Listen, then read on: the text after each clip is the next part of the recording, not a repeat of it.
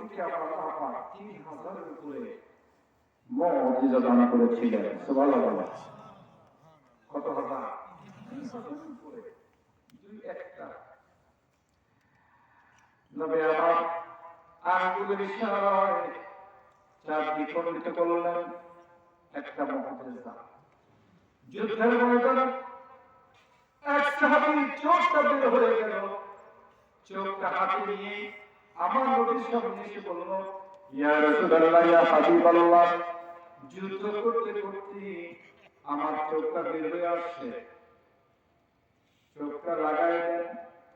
নবী আমার চোখটা বসাই দিলেন, একটু থুতু মুবারক লাগাই দিলেন, সঙ্গে সঙ্গে চোখটা ভালো হয়ে গেল। সাহাবী দেখেন মৃত্যু আগ পর্যন্ত ওই চোখ দিয়ে কোনদিন ডিস্টার্ব করি নাই। আমাদের নবীর সবচেয়ে বড় মুজিজা হচ্ছে আল কোরআন, যেটা এখন মাত্র কিয়ামত পর্যন্ত থাকবে। ঠিক কিনা বলেন? ঈসা আলাইহিস সালাম বলেন, আন্নী ক্বাদ জিতুকুম বিআয়াতিন মির রাব্বিকুম আন্নী আখলুকু লাকুম মিনাত-তিনি কাহাইআতিত তায়রি ফাআনফুখু ফীহি فيكون طيرا بإذن الله। উনি বললেন, আমি আল্লাহর পক্ষ থেকে নিদর্শন নিয়ে এসেছি তোমাদের সামনে। সেটা হলো, আমি যখন তোমাদের সামনে মাটি দিয়ে কোনো পাখির আকৃতি তৈরি করবো, তোমাদের চোখের সামনে মাটি দিয়ে যখন আমি পাখি তৈরি করবো, আকৃতি তৈরি করবো, আকৃতি তৈরি করার পর যখন আমি সেখানে ফুদিব, তখন ওই পাখিটা তাজা হয়ে যাবে আল্লাহর ইচ্ছায়। সুবহানাল্লাহ। উনি বললেন, তোমাদের চোখের সামনে আমি হাত দিয়ে পাখি বানাবো, তারপর যখন পাখিকে ফুদিব, সঙ্গে সঙ্গে আল্লাহর ইচ্ছায় পাখিটা তাজা হয়ে তোমাদের সামনে উড়ে চলে যাবে। শুধু পাখি নয়, উনি বললেন, ওয়াকুবরিউল আকমাহ ওয়াল আবরাসা ওয়া উহয়িল মাউতা বিইذনিল্লাহ।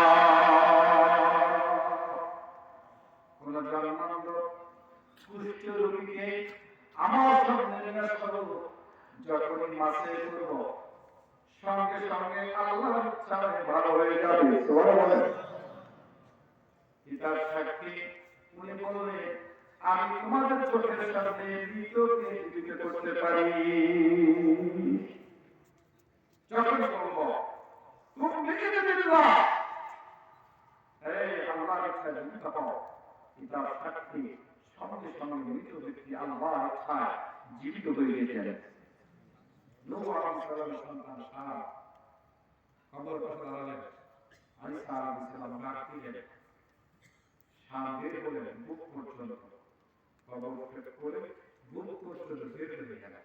লোকজনের সামনে একা একা না, লোকেরা দেখতে পাচ্ছে, তুমি মৃতকে জীবিত করলে। নিদর্শন আছে? হ্যাঁ আনছি, এই যে একটা নিদর্শন। কথা বুঝতে পেরেছেন? আল্লাহ কি দিয়েছে দেখো, আমি যে তোমাদের সামনে নবুয়তের প্রচার করছি, দেখো। তাকায় দেখলেন শাম কাঁপতেছে। কাঁপছে কেন? উনি বললেন, মৃত্যুর আগে মালাকুল মউত আমি একটা বার দেখেছিলাম, দেখলাম তার মাথাটা আকাশে, পাওটা জমিনে, চোখগুলো অনেক বড় বড়। ওই যে একটা বার দেখে ভয় পাইছি, সেই ভয়টা আমার মধ্যে এখনো কাজ করতেছে। এই জন্য আমি এত বছর পরও সে কাঁপাটা থামে নাই। কাঁপা থামে এখনো কাঁপতেছি। কিতাবের মধ্যে এসেছে, উনি বললেন, ওয়া উনাব্বিউকুম বিমা তাকুলুনা ওয়া মা তাদখিলুনা ফি বুয়ুতিকুম। আমি তোমাদেরকে আরো সুসংবাদ দিব, তোমরা যা খেয়েছো, যা বাড়িতে রেখে এসেছো, সব আমি বলতে পারি। সুবহানাল্লাহ বলেন। অর্থাৎ তোমাদের পেটে যা আছে আর বাড়িতে যা রেখে এসেছো খাওয়ার জন্য, সেই সংবাদটা আমি তোমাদেরকে বলতে পারি।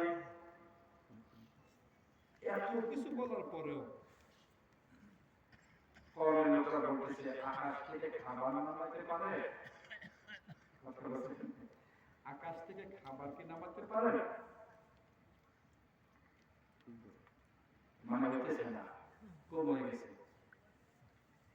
এর যে কোনো একটা যে আমাদের দ্বারা হতো, তাহলে বস ঠিক কিনা বলে বড় কত দূরে যাই করি না টাকা থেকে কিছু নাই, খাইতে যায় না, আর থাকে বলে ওরে আল্লাহ আল্লাহ আর পাঠিয়ে বলতো খাইছে দেখেছে বিশাল ব্যাপার।